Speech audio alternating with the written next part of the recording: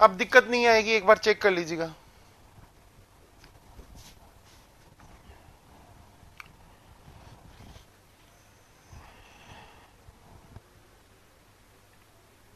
हाँ जी, 299।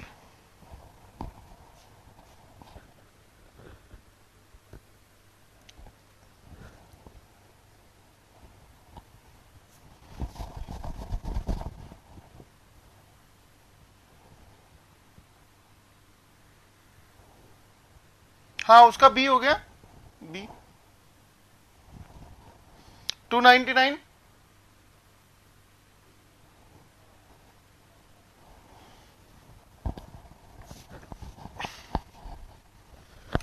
ओके बेटा, एक चार्ज आप लोगों का पड़ा हुआ है इन्फिनिटी के ऊपर। कहां पड़ा हुआ है?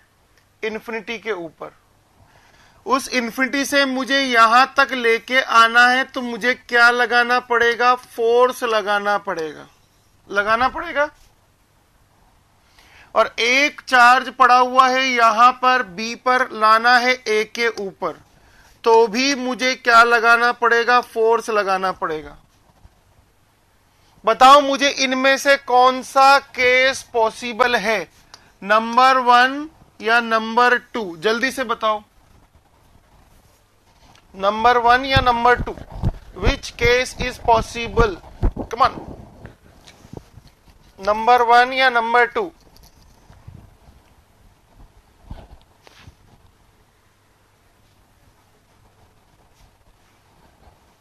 Which case is possible?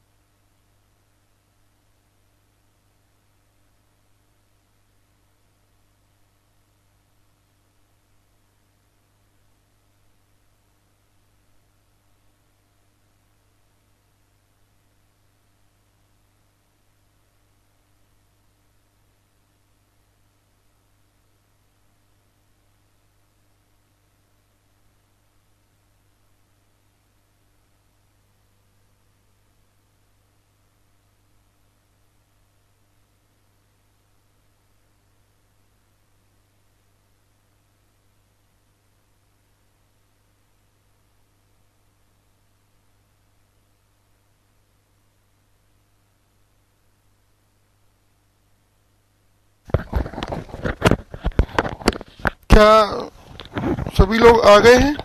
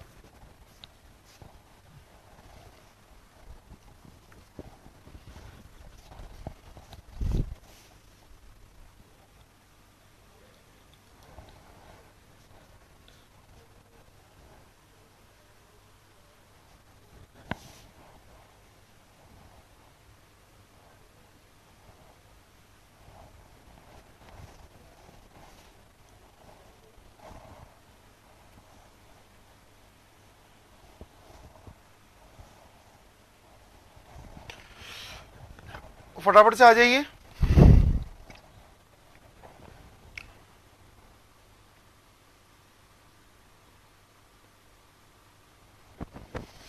Okay, तो हम लोग डिस्कस कर रहे थे बेटा, अब आ रही है मेरी आवाज, क्लियर आ रही होगी? तो हम लोग डिस्कस कर रहे थे, ये पॉइंट ए है, ये पॉइंट आप लोगों का ए है, ये पॉइंट आप लोगों का बी है। ओके, तो मुझे आंसर करिएगा number 1 case and that is your number 2 case. दो केसेस यहां पर हैं आप लोगों का।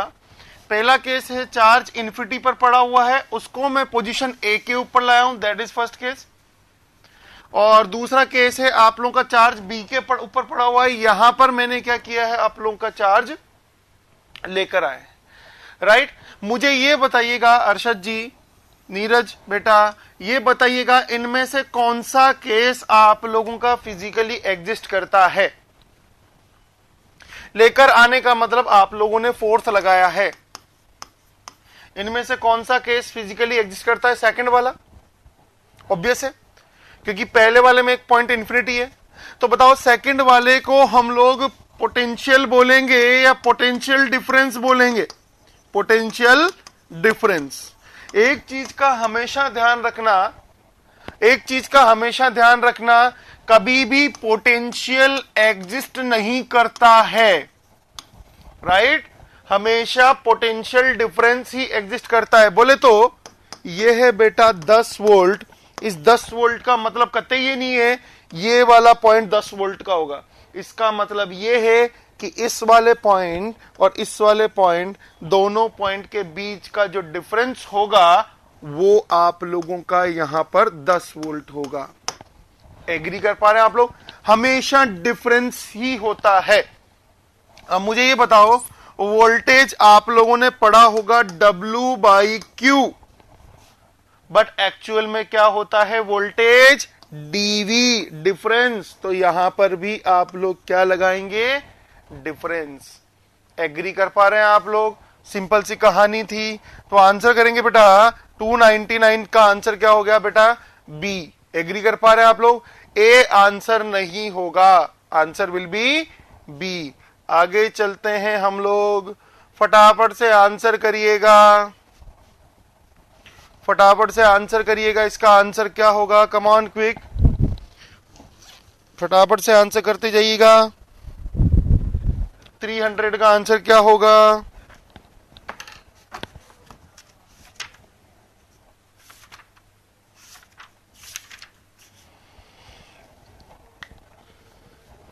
B. V equal to IR करना है और कुछ भी नहीं करना है। आंसर हो गया बी। राइट, बोल रहा है एक रेजिस्टेंस है जिसकी वैल्यू 7 ओम है, इसमें करंट 3 एम्पियर फ्लो कर रही है, तो ये वाला वोल्टेज कितना होगा? 21 वोल्ट। राइट, 301 नंबर करो फटाफट से। 1 वोल्ट किसके बराबर होता है? अभी आप लोगों ने पढ़ा voltage is equal to dW/dQ। W का मतलब वर्क, वर्क का मतलब एनर्जी, जूल पर कुलाम। क्या होगा बेटा? जूल पर कुलाम। तो आंसर हो गया ए। डब्ल्यू का मतलब होता है वर्क, वर्क का मतलब होता है एनर्जी, एनर्जी का मतलब होता है फोर्स। अभी आप लोग चार्ज को वहां से यहां तक लेके आए थे, उसी फोर्स को हम लोगों ने वोल्टेज बोला था। जल्दी से बताओ 302 नंबर का आंसर क्या होगा? जल्दी से बताइएगा 302 नंबर का आंसर क्या होगा? ये बताइएगा। I is equal to D Q by D T होता है, तो जल्दी से बताएंगे Q यहां पर d by D t 0.5 1 minus e की पावर माइनस 5t। इसका डिफरेंशिएशन करेंगे तो 0.5, पहले का 0, इसका कितना होगा e की power minus 5t minus minus plus 5। Number कितना हो गया बेटा? 2.5 e की पावर माइनस 5t। बेटा डिफरेंशिएशन आता है ना आप लोगों को? यस और नो? डिफरेंशिएशन आता है आप लोगों को? अर्शद जी, रोहित जी, नीरज? 302 का आप लोगों का बी आंसर हो गया। ओके, ठीक है, चलिएगा 303 के ऊपर चलो। परमिटिविटी। ओके, इसको छोड़ो परमिटिविटी को, इधर जाइए फटाफट से। ओके,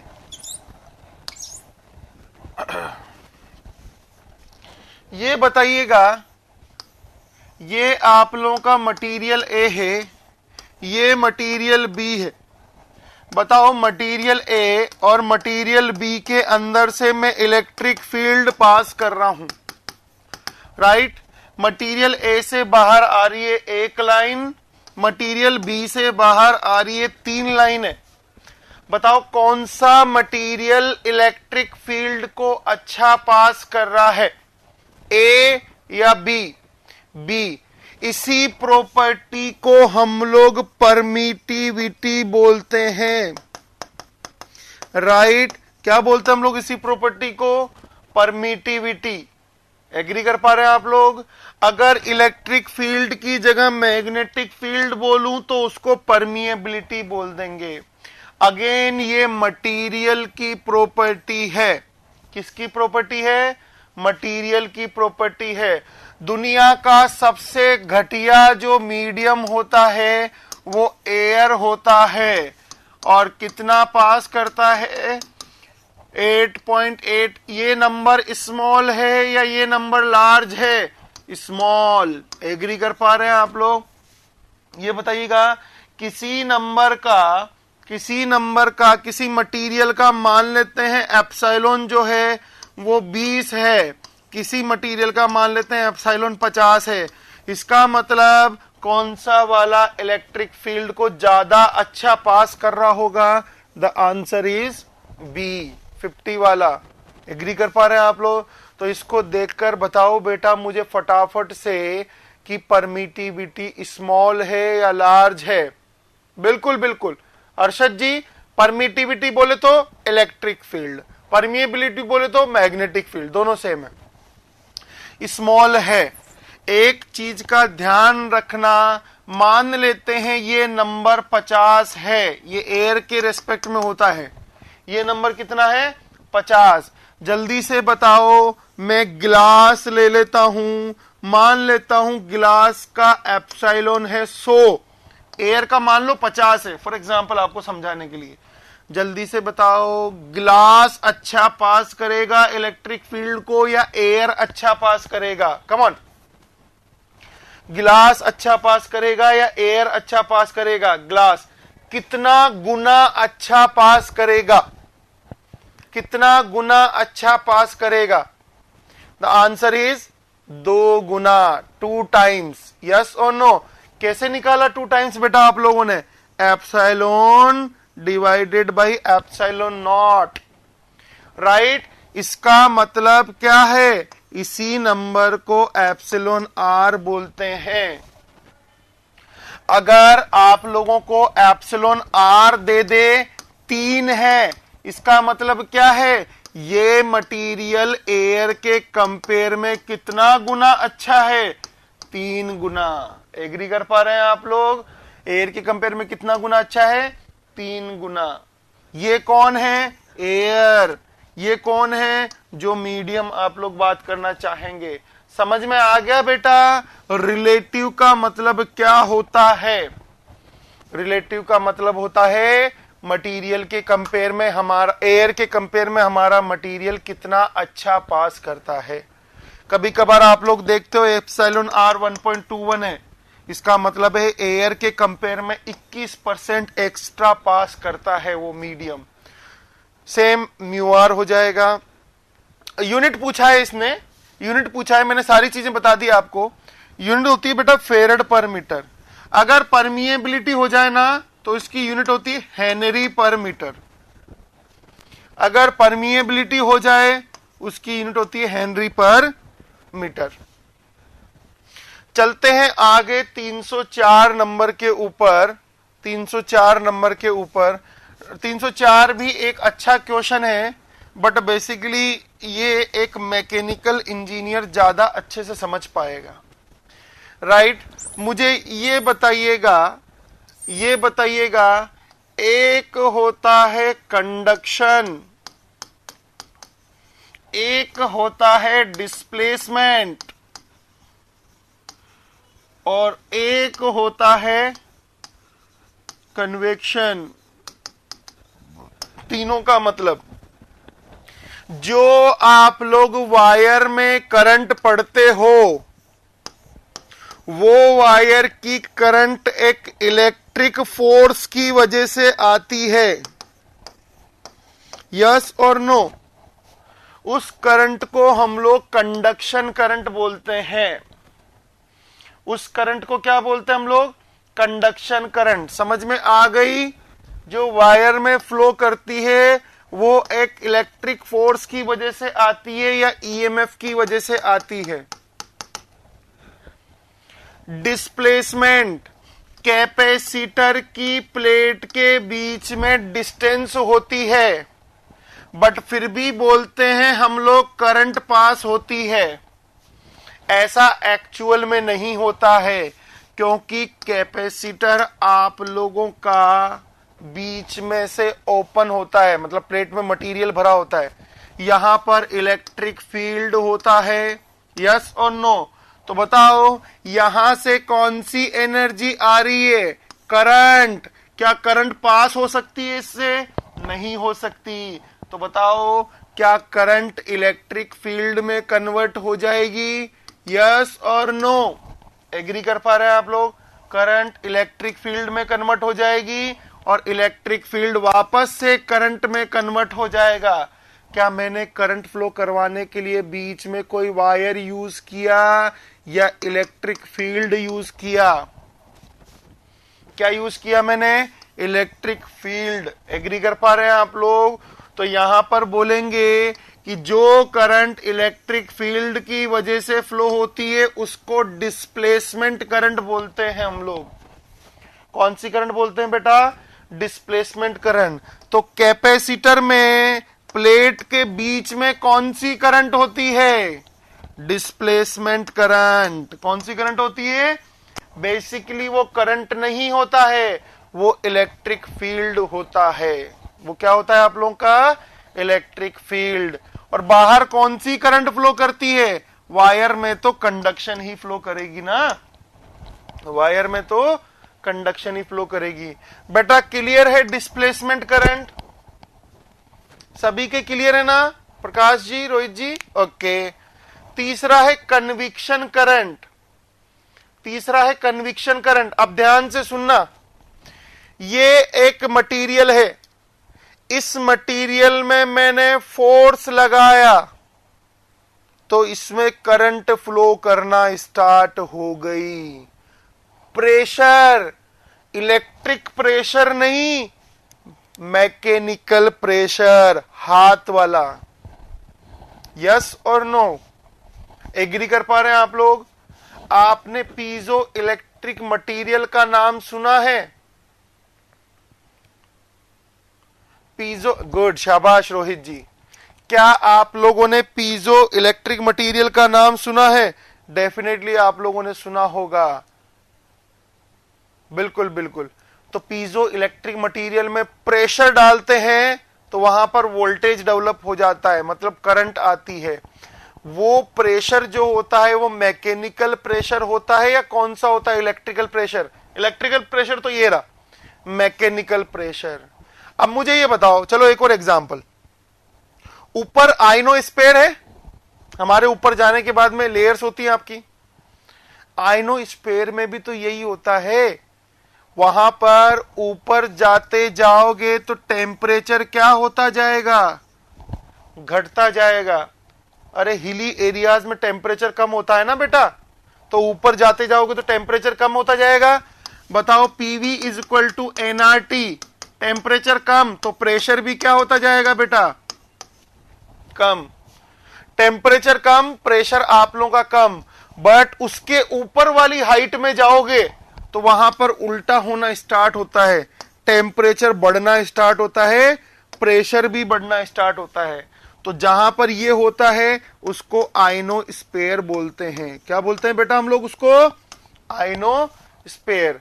आयनोस्फीयर में आयंस प्रेजेंट होते हैं, उन आयंस के ऊपर प्रेशर लगता है तो उनको एक एनर्जी मिलती है। एनर्जी मिलने से वो अपने इलेक्ट्रॉन को छोड़ देते हैं, फ्री कर देते हैं। क्लियर है? क्योंकि किसी भी एटम को अगर आप एनर्जी दोगे तो वो टूट जाएगा किसके अंदर? A प्लस प्लस इलेक्ट्रॉन के अंदर। तो बताओ प्रेशर, मैकेनिकल प्रेशर लग रहा है वहां पर, उस प्रेशर की वजह से वहां पर इलेक्ट्रॉन मिलता है, मतलब करंट मिलती है। तो वो कौन सी करंट हो गई? Convection current. समझ में आ गया बेटा? 3 करंट होती है जो आप पढ़ते हो, वो कंडक्शन, कैपेसिटर में डिस्प्लेसमेंट इलेक्ट्रिक फील्ड की वजह से आती है, कन्वेक्शन मैकेनिकल फोर्स की वजह से। क्लियर है? आंसर?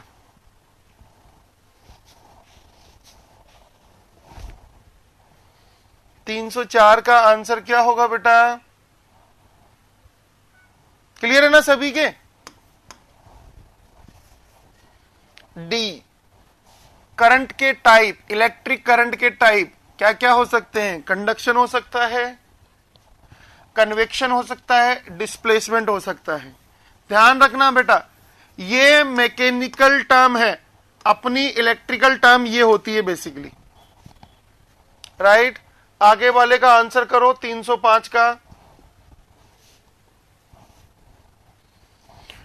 ये बताओ रेजिस्टेंस में अभी करंट 2 एम्पियर है, क्या मैं अभी इसमें 150 एम्पियर कर सकता हूं?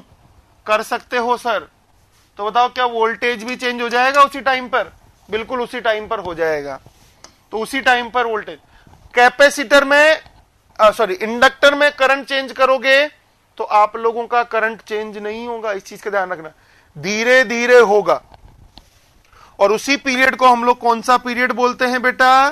धीरे धीरे होने के वाले पीरियड को ही कौन सा पीरियड बोलते हैं हम लोग? Transient period. अरे आपके मोबाइल फोन को चार्ज लगाते हो तो क्या 100% चार्ज हो जाता है कि लगाते ही नहीं होता ना, टाइम लगता है। तो उस टाइम को, बहुत ही इरिटेटिंग टाइम होता है, उसको ट्रांजिएंट टाइम बोलते हैं। पढ़ेंगे हम लोग जब ट्रांजिएंट पढ़ेंगे। 305 हो गया। चलो 306 करते हैं। 306 आउट ऑफ द पॉकेट आप लोगों का क्वेश्चन है। 306 आउट ऑफ द पॉकेट आप लोगों का क्वेश्चन है। राइट? अब ये बोल रहा है ratio of stress in the air pocket to the dielectric. किसी मटेरियल की एप्सिलॉन आर कितना है बेटा? 5 है। तो ये बताइएगा एयर के कंपेयर में मटेरियल कितना अच्छा पास कर रहा है? मटेरियल जो है वो एयर के कंपेयर में कितना गुना पास कर रहा है? 5 गुना पास कर रहा है। राइट? यही बोलना चाह रहा है ना ये पहली लाइन। तो जब स्ट्रेस की बात आती है तो स्ट्रेस इसका रेसिप्रोकल होता है, इस चीज का ध्यान रखना बस।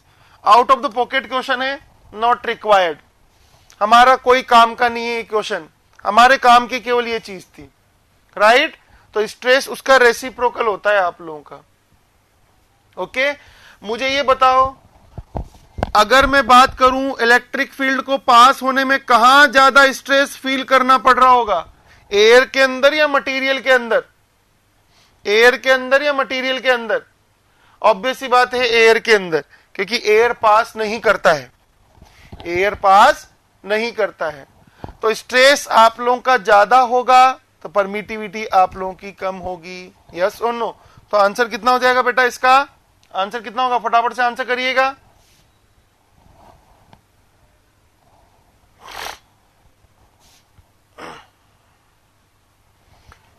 Material divided by air, epsilon naught epsilon R, कितना हो गया आप लोगों का? आंसर हो गया बेटा बी। आंसर बी होगा ना? यही तो पूछा है। मटेरियल एयर के कंपेयर में कितना पास करेगा? मटेरियल एयर के कंपेयर में कितना? 5 गुना। एग्री कर पा रहे हैं आप लोग? 5 टाइम। अरे सिंपल सा क्वेश्चन है, 5। ठीक है, out of the pocket question है आप लोगों का। ये स्ट्रेस वर्ड पे जोर मत दो ज्यादा। Okay, is it okay Ayush?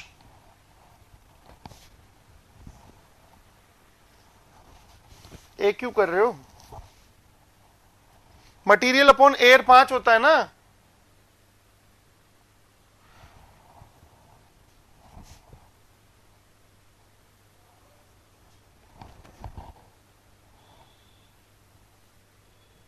Okay okay,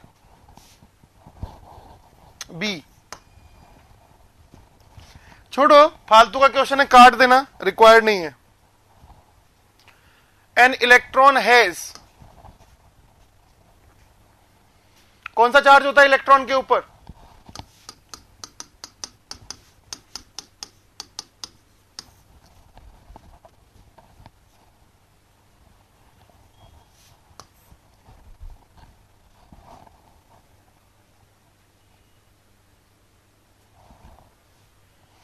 holes पूछता तो प्लस कर देना।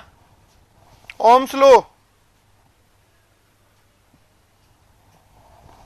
ओम्स लो कौन सा है इसमें से?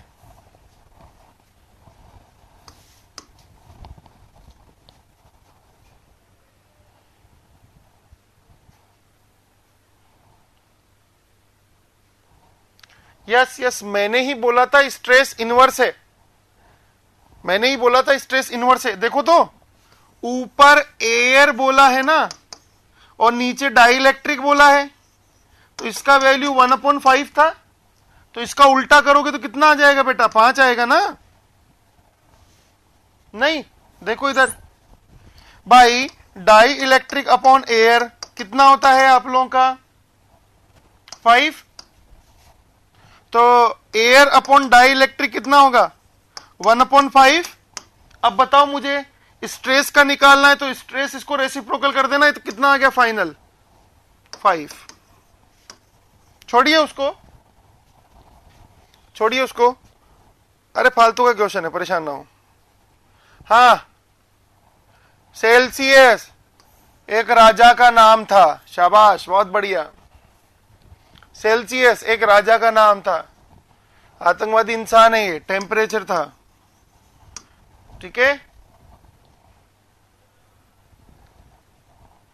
बोल्ट्जमान कांस्टेंट, बोल्ट्जमान कांस्टेंट जानते हैं? बोल्ट्जमान कांस्टेंट 1.38 इंटू 10⁻⁻23 जूल पर डिग्री केल्विन। बोल्ट्जमान कांस्टेंट ये बताता है कि 1 डिग्री केल्विन के ऊपर एनर्जी कितनी चेंज हुई। 1 डिग्री केल्विन के ऊपर एनर्जी कितनी चेंज हुई? तो टेम्परेचर का रिलेशन बता रहा है एनर्जी के साथ में, तो आंसर क्या होगा? टेम्परेचर 311 में, बेटा यूनिट से कर लो ना इसको, अरशद यूनिट से करना है इस क्वेश्चन को। 310 में डी होगा, जूल पर डिग्री केल्विन बोल्ट्जमान की यूनिट होती है, राइट। टेम्परेचर का वेरिएशन करने से एनर्जी चेंज हो रही है। 311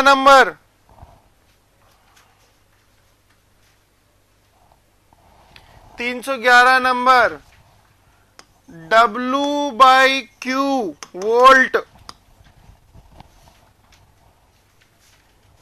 राइट।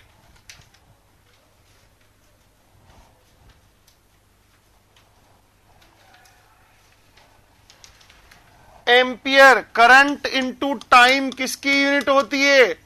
चार्ज की।